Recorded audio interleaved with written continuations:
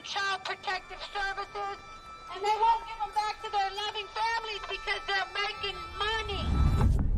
This is a legal system that you're going into. And if you don't know the rules, you will be chewed up and spit out.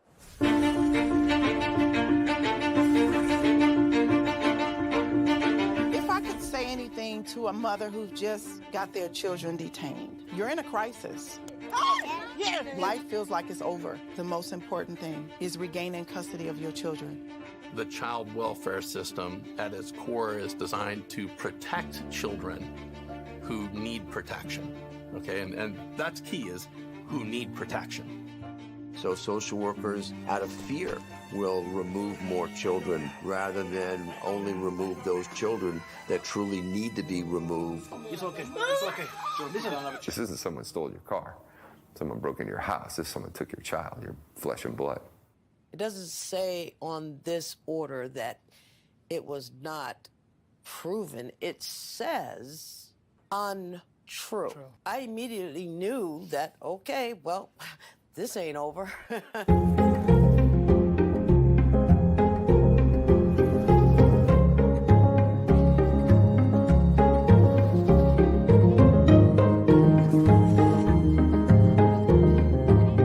Were there signs there? Were there no signs? Did I miss them? Did I catch them?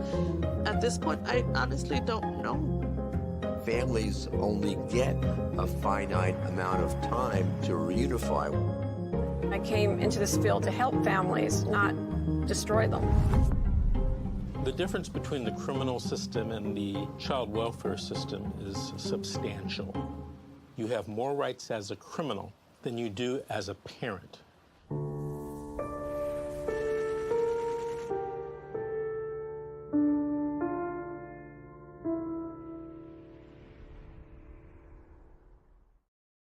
Good morning, everyone. Welcome to Fight With Me Friday, where we're going to fight CPS, cope with trauma, and focus on self-care. Today, and my hair's, I just make it worse. Okay. Abort mission.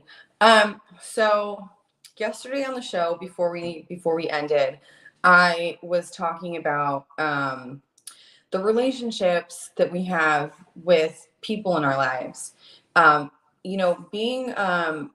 Being a diagnosed borderline, sometimes I have like other layers to it. Like I deal with anxiety, I deal with depression, I deal with ADHD. It is what it is. And it's been a journey kind of learning more about myself and just how to work through, having those issues, because it's not a death sentence, but it can definitely push people away. One of the things that I sometimes, it's kind of like episodic. So one thing that I frequently deal with is like these depressive episodes that like just start off as just like regular, depression, but then it kind of escalates and I just keep going deeper and deeper because, one thing that I'm realizing is that like I'll feed into it, listening to music that's going to make me more sad. And, one thing leads to another. And then, before you know it, it's like a mental health crisis. So I'm starting to learn how to recognize those signs early. And having these issues isn't a death sentence. Like I said, it just means that, there's a couple extra things that you need to do. That's all. So I am going to play a video for you guys this morning about how to recognize the signs that you're having a mental breakdown, especially if you're dealing with a CPS case. Like you miss your kids, you're under an incredible amount of stress, and anything can trigger you into thinking about your children. And it's a lot of pain. It's a lot of pain for a human being to have to deal with. So one of the signs that I started to recognize was when I stopped eating. Like I physically just can't eat. So that's probably like one of the beginning signs. And then like not being able to feed my body, kind of affects my mood. And then it just kind of goes down and down from there. So let's go ahead and play that first video.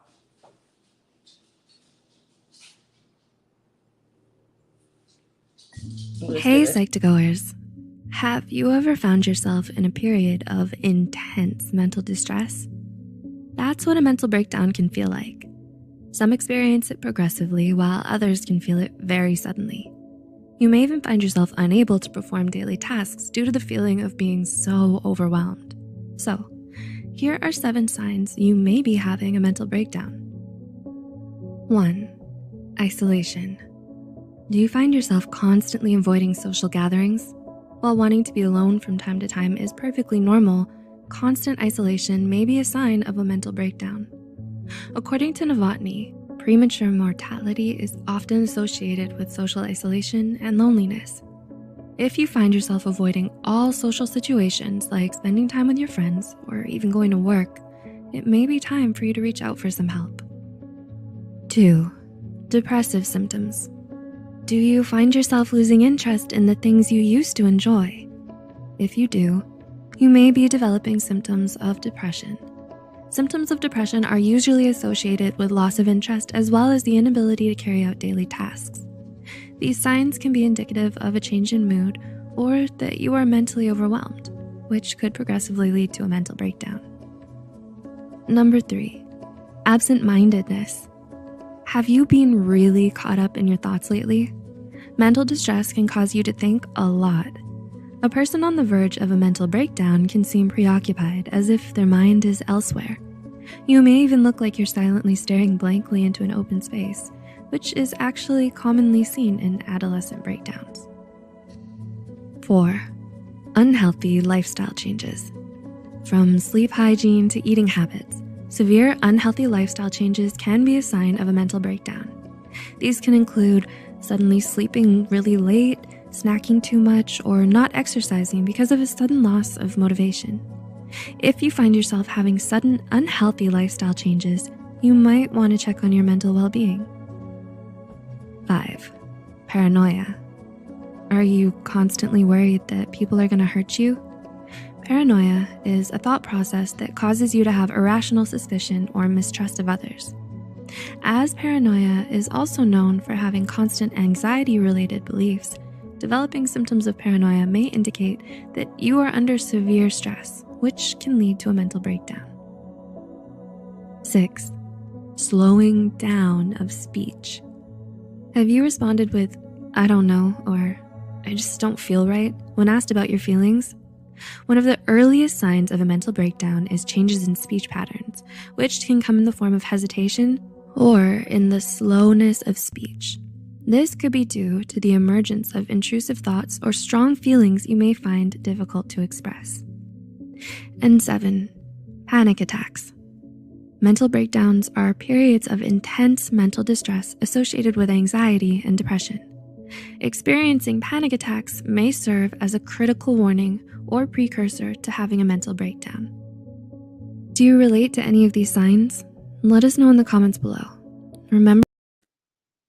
Okay, so that was actually one of the shorter videos, but yeah, this one talks about how to recognize signs of a mental breakdown.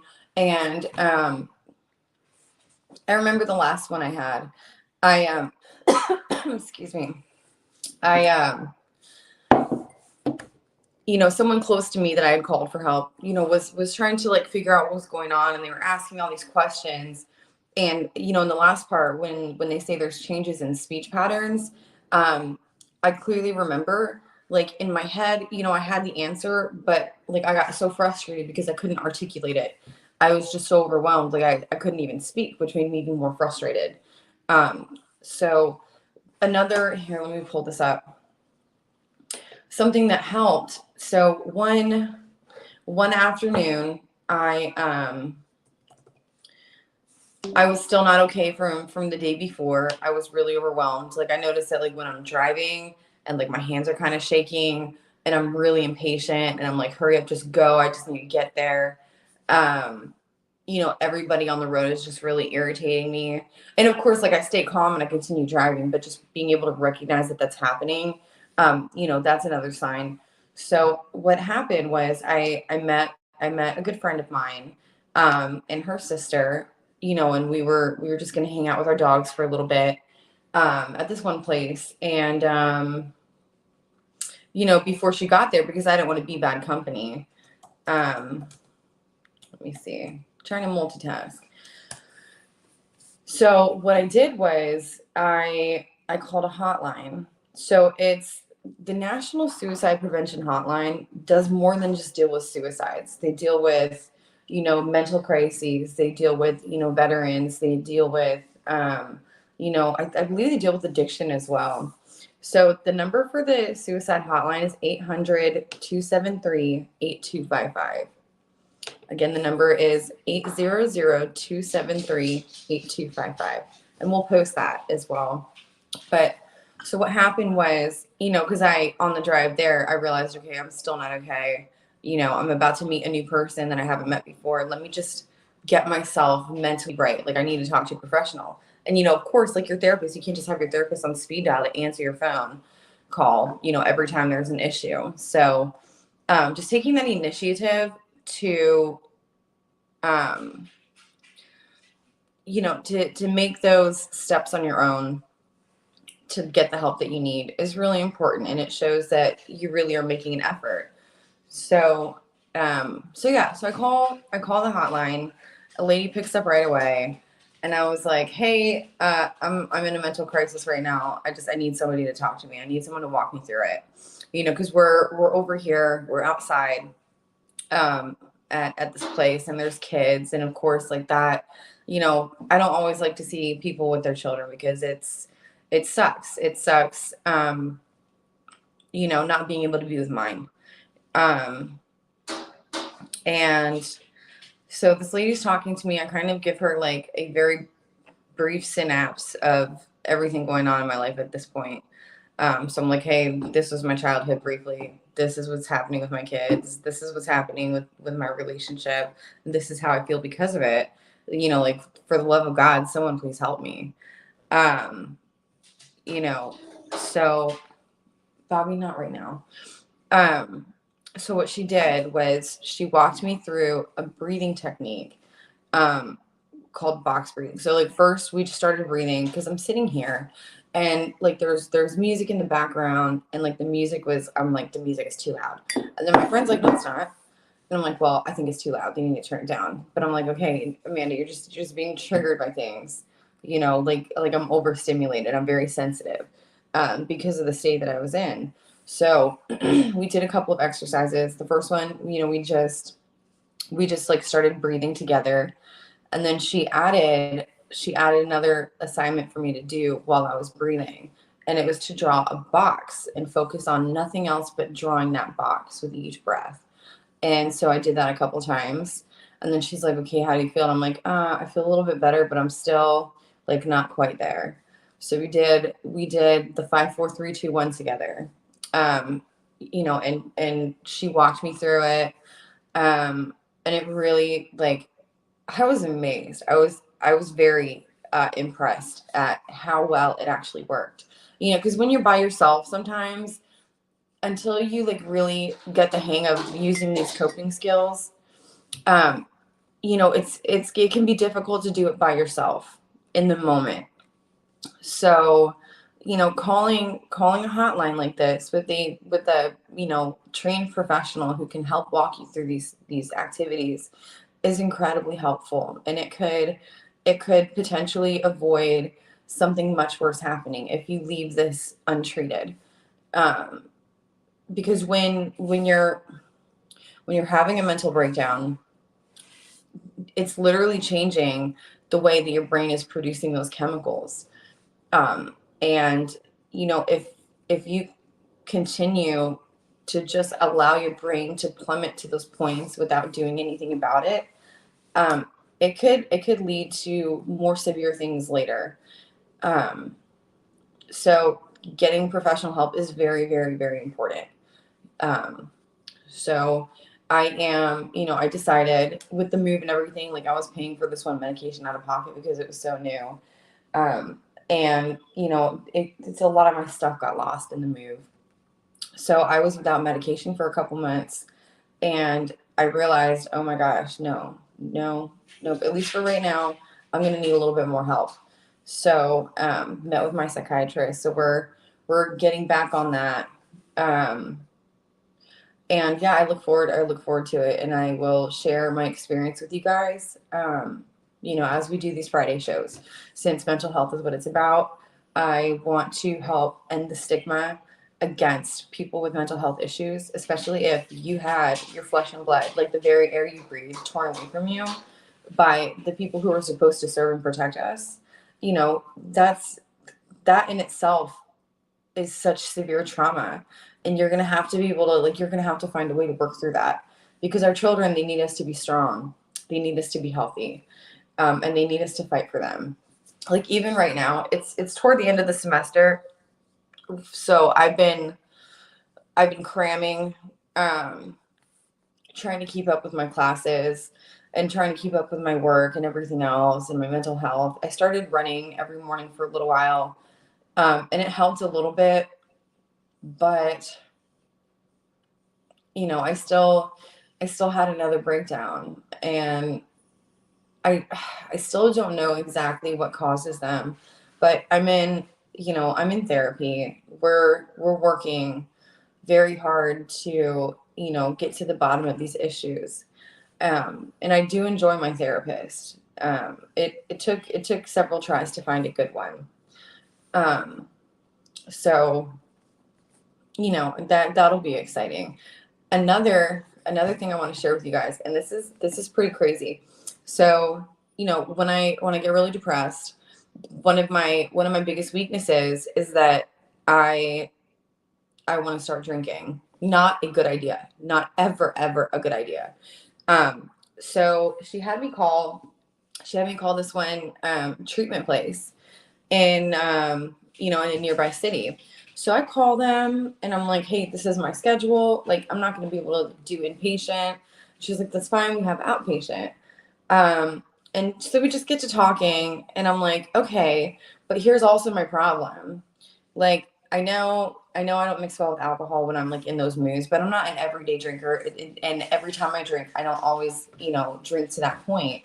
But when it does happen, it's pretty intense. It's not good. But I said, well, here's the problem though. I don't want to stop. And she was like, that's okay. We can help with that. And then she proceeds to tell me, and this blew my mind. I don't know if you guys know about this, but there's a shot that you can get once a month to not drink anymore. You just once a month, go get a shot. You can't drink. There's 2 different types of them. And I'm very seriously considering it. I had my friend that I had mentioned before. My dog is scratching at the door. I'm not getting up this time. He just wants my attention. He just went out. So my friend that I was mentioning before, she has another friend who's a pharmacist. So she calls her friend and asks her, and she's like, yeah, there's 2 different kinds. People love it. They come in all the time. And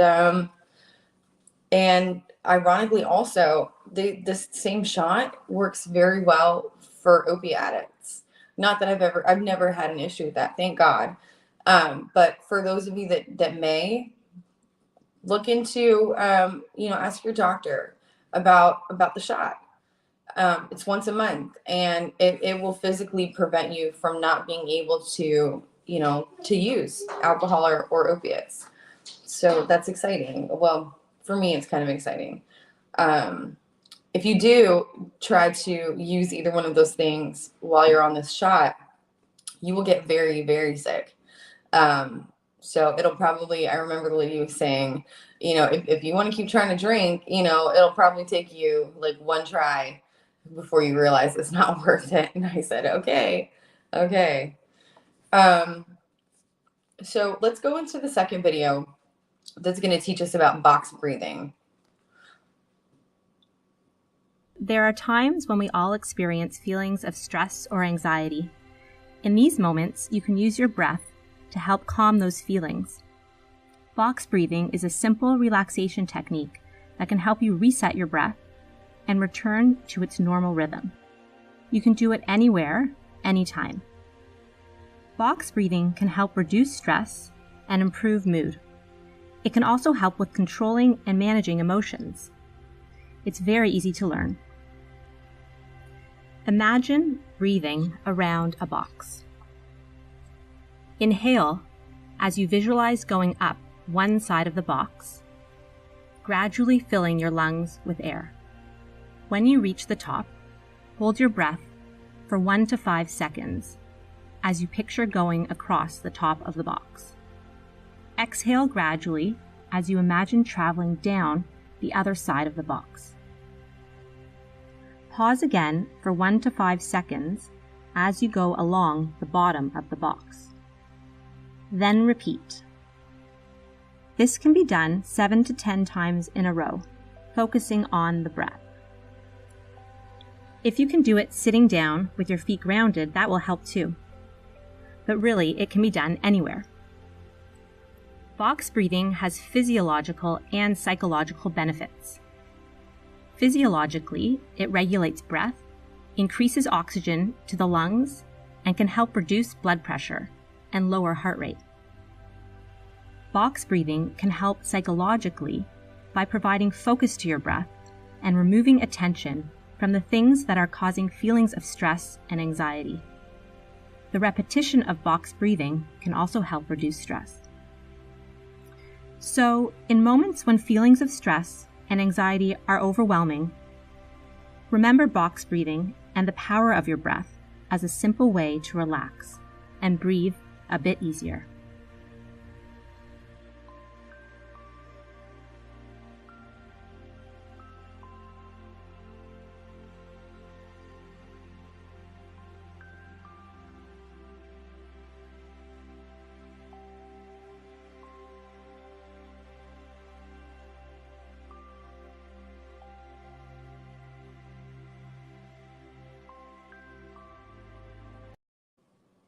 Okay, so that was the video on box breathing. That was the very first exercise that she had me do.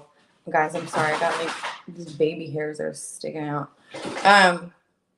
So she said when I was doing this, focus on nothing else besides drawing that box. Like nothing else that was going on around me, like block everything out and just picture that box. And that's what I did. And it was very helpful. And then after we did the grounding thing, the 5, 4, 3, 2, 1. And that, you know, after like the box breathing helped me to, like calm down initially. And like, you know, those intense emotions started to kind of like fade away. But I still wasn't present yet. So the second one, the 5, 4, 3, 2, 1, that was very, very helpful. And that brought me back to the present. And then, you know, by that time, my friend's dog had gotten through the fence and she was like, Amanda, come help me. So I was like, I'm sorry, lady, thank you, but I gotta go. And it was, I'm glad that I called and I'm glad that I had that experience. So, you know, next time I'm dealing with overwhelming emotions like that, I will be calling the hotline number, you know, if there's nobody else that I can talk to. So just something good to keep in mind. Now we do have one more video. Let's go ahead and play that.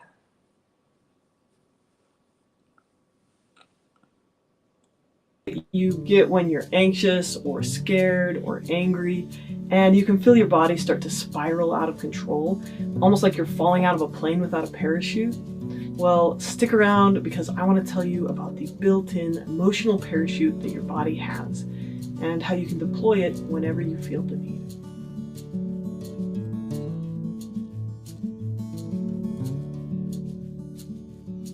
This video is sponsored by BetterHelp, where you can get professional, affordable online counseling for around $65 a week. So check out the link in the description for 10% off your first month. I'm Emma McAdam. I'm a licensed marriage and family therapist, and in today's episode, I want to talk to you about your body's natural and trainable counteracting response to the fight, flight, or freeze response. Now, hopefully you've seen my video on the fight, flight, or freeze response. It was actually the first video I ever made for this channel. And in that video, I explained that those fight, flight, freeze reactions are the body's natural stress response, and how anxiety isn't just in our mind, but it's also very much manifested in our body.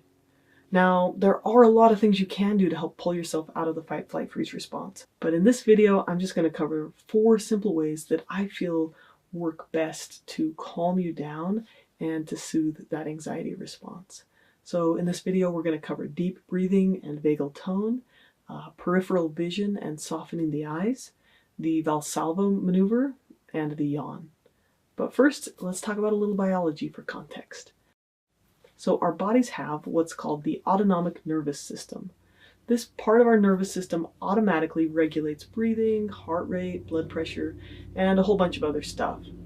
When we experience a stressful situation, the autonomic nervous system kicks on that fight, flight, freeze response, which is also known as the sympathetic response.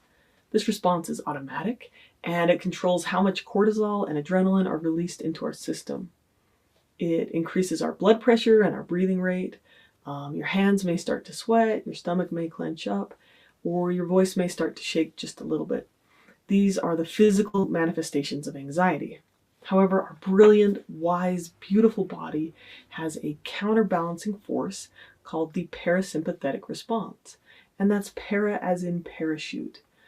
And this is the body's natural way of slowing down and creating a sense of calm and safety. So it works like this. If your brain thinks that you're in a dangerous situation, whether that's a tiger attacking you or just public speaking, your body may trigger the fight, flight, freeze response. But when the dangerous situation is resolved and your brain knows that you're safe, your body then triggers this parasympathetic response, which is also sometimes called rest and digest. It's called this because as your body starts to relax and transition from that fight, flight, freeze response, other systems in your body which had temporarily been switched off, like digestion, these come back online and they start functioning normally again. So your breathing automatically slows down, your immune system turns back on, and you're able to relax, calm down, and your body has time to heal. Now, this is how your body naturally transitions between these two states. And as I've said, it's all automatic, so it may feel like this is all out of your control. But with some training, you can actually teach yourself to kick on that parasympathetic response. And to do that, you first need to know about your vagus nerve. The vagus nerve is the longest nerve in the autonomic nervous system, and this nerve does two really important things. So first, it can trigger that parasympathetic response that we want, and second, it transmits signals in both directions. So that means it can send information from your brain to your body about whether to be stressed or calm, and then it sends information from your body to your brain about whether to be stressed or calm. So when we practice these bodily calming techniques, we actually send a message along the vagus nerve from our body to our brain saying that things are okay, that we're safe. And that in turn calms our stress and our anxiety. So now let's go over these 4 body calming techniques that will help you send these calming signals from your body to your brain and better help you regulate your emotions in stressful situations. So first, let's talk about vagal tone. Vagal tone is a measure of how strong your parasympathetic response is. It indicates how good your autonomic nervous system is at calming down. And just like muscle tone in your arm would indicate how much you exercise your arm, vagal tone is a measure of how much you use your parasympathetic nervous system and how strong it is. So to start, first I'm going to just show you how to feel your vagal tone, and you'll be doing this by noticing your heart rate variability.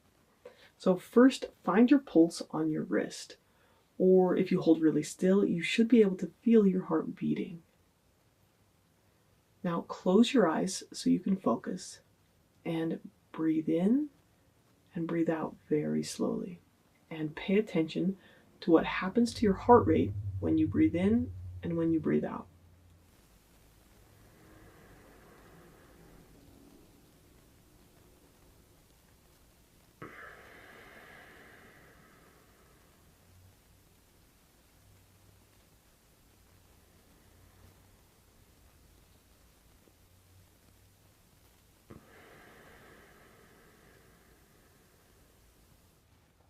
Okay, did you notice that?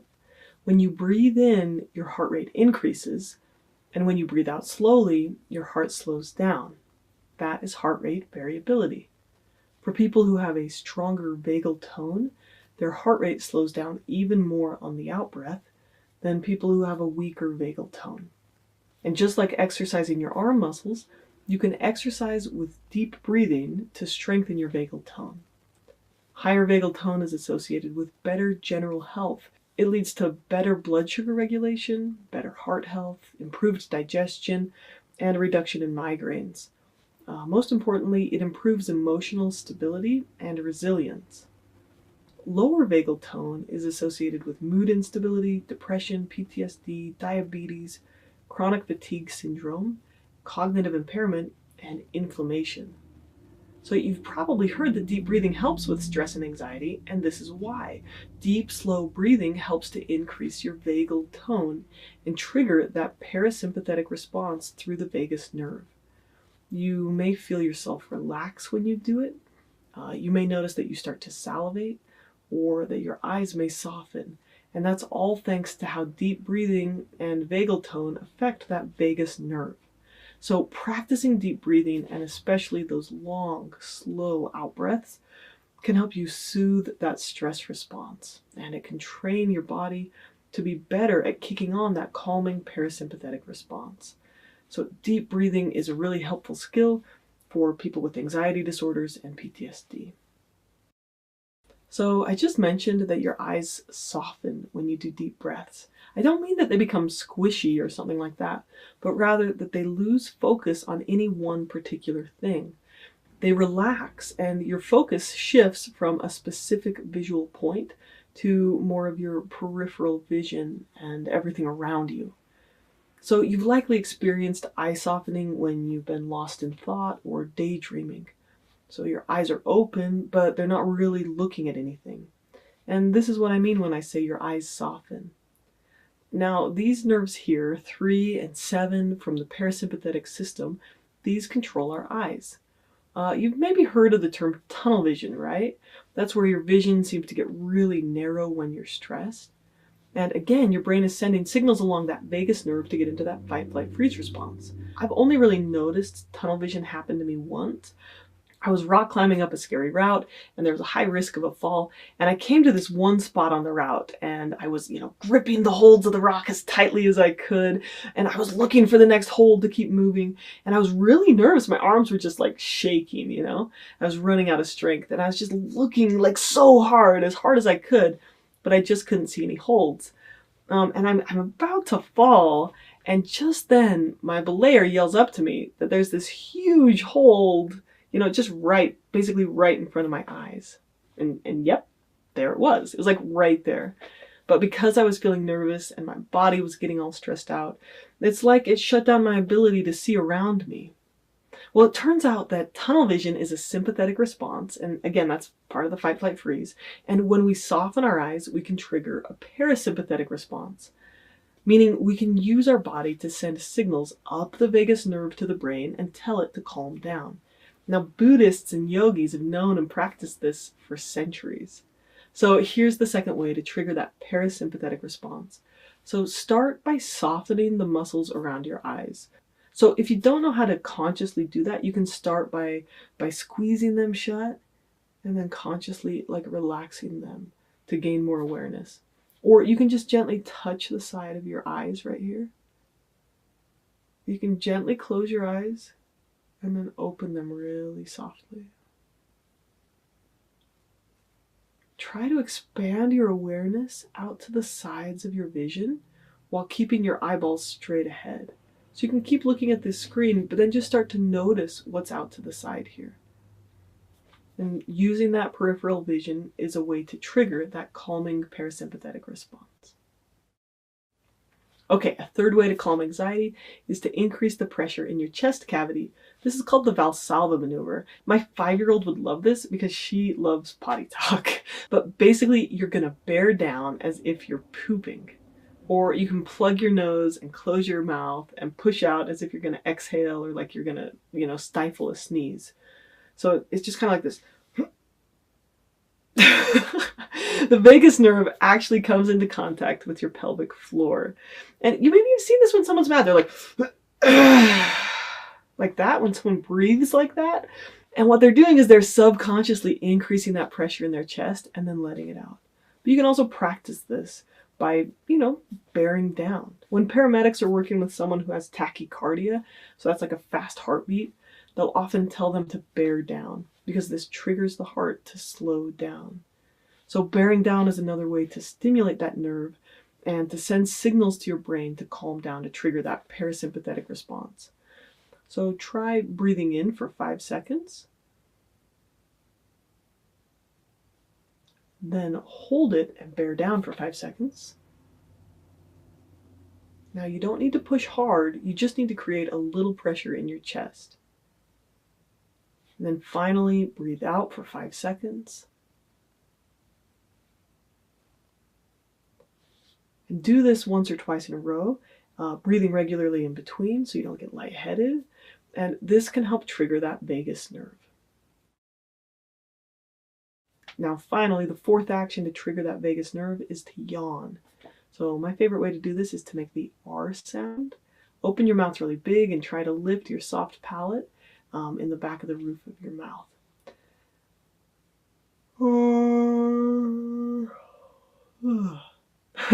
There's a decent chance that this is going to make you yawn.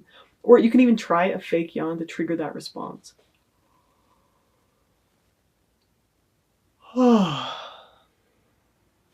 This action makes me sleepy and relaxed almost every time. You may have seen this reaction in your fur babies. Have you ever noticed how if a dog gets like super hyper, they'll start doing these huge dog yawns as they calm down? My dog Geneva used to do this all the time in the car. She loved car trips. So she would get super excited about the car, and then she'd be in the car and she would start to do these big yawns. Like that. And you know how yawns are contagious? Well, that's because yawning is actually a herd behavior. These contagious yawns keep the pack from going wild with excitement. These yawns send a message between dogs to each of these animals' vagus nerves to say, you know, chill out, calm down, you're okay. So those are the 4 quick ways to trigger the parasympathetic response. But there are a bunch of other techniques you can try, so watch for part 2 of this video. If you've tried these techniques before, or if you have others that have worked for you, leave them down below in a comment. I'd love to know about them. I hope you found this video helpful. Learning to turn on that parasympathetic response can be a great skill to have when dealing with anxiety disorders, PTSD, depression, and stress. Also, if you know someone who could benefit from these skills, please share this video and give it a like so that others can find this content. Thank you so much for watching. If you'd like to learn more about how to ground your mind and body, check out my online courses. In my free grounding skills course, I teach about 25 skills to ground the nervous system and to develop a stronger nervous system regulation. And in my coping skills and self-care course, I teach dozens of ways to cope with intense emotions. The links are in the description. Thank you for watching and take care.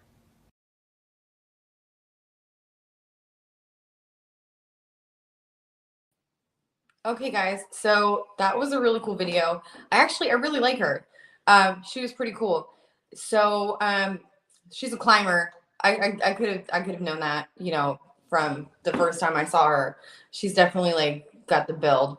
But my brothers are like huge climbers, a couple of them. And we used to go on trips together. I'm belay certified. So if you caught that part of the video where she was like, I looked down at my belayer. So she's actually climbing on like legitimate rocks. Like, so she's outdoor climbing.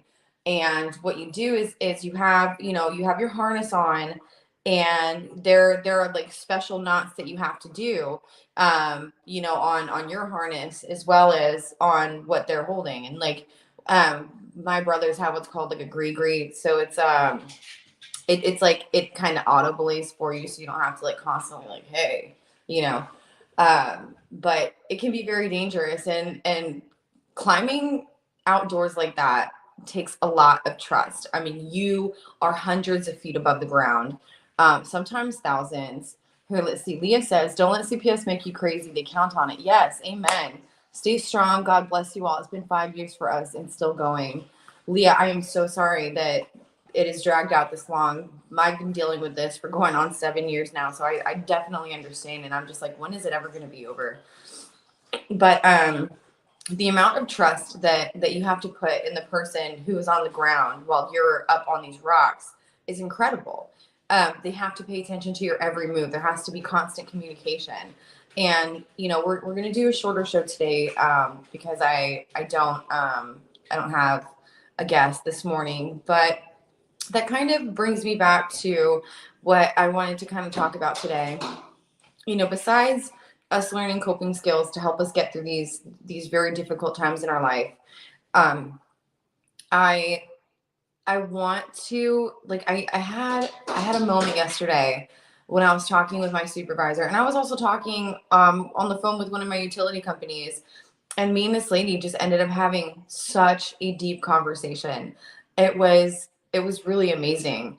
And I realized in that moment, and it was kind of a major moment for me, because I've always seen myself as separate from the people around me. Like there's something different about me. They're just, that connect has never been there, even with people who are really close in my life.